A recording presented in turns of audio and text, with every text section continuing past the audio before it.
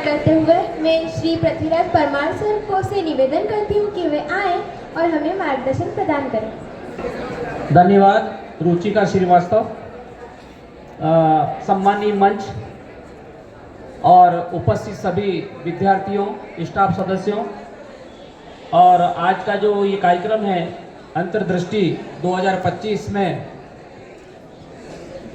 आप सभी का यहाँ पर अतिथिगण पधारे, सम्मानीय मंच और सभी विद्यार्थियों।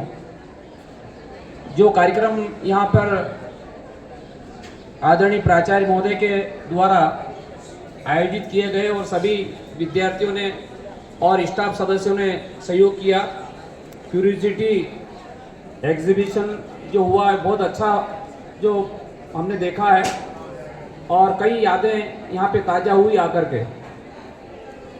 आपने हमें इस विद्यालय में बुलाया, मैं विद्यालय प्रबंधन का आप सभी का आभार व्यक्त करता हूँ।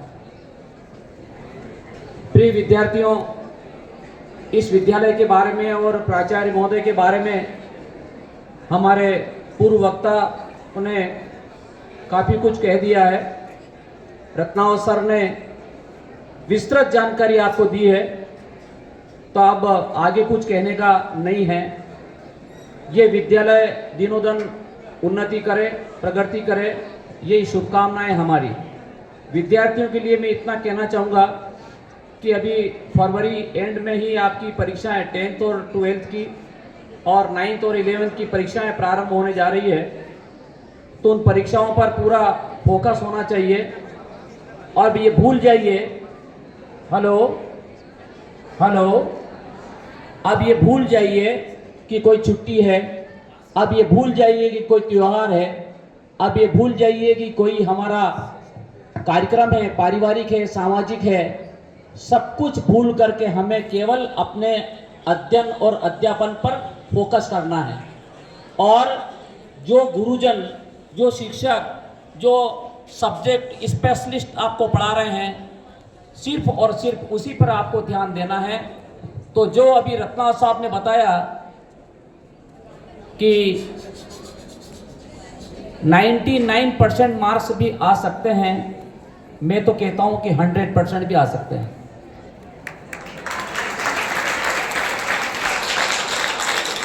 कौन कहता है आसमान में छेद नहीं होता है यारों? एक पत्थर तो तबीयत से उछालो। कभी प्रयास ही नहीं किया तुमने, बाटा फेंका ही नहीं आसमान में, हैं? खेत में तोते भगाते हैं तो पत्थर फेंकते कि नहीं? तो आजकल तो बच्चे पत्थर फेंकने ही भूल गए। तो आसमान में कौन छेद कर सकता है? कर सकते हो, हैं? प्रयास कीजिएगा, आपको सफलता जरूर मिलेगी। और गुरुजनों का आशीर्वाद और अपने माता पिता के चरण स्पर्श करके विद्यालय में प्रवेश करें। जब आपके गुरुजन आपके पास आते हैं तो आप उन्हें अभिवादन स्वरूप नमन होना चाहिए। सदगुरु कबीर साहब कहते हैं, रत्नावत साहब, नमन बड़ी संसार में, नमन बड़ी संसार में,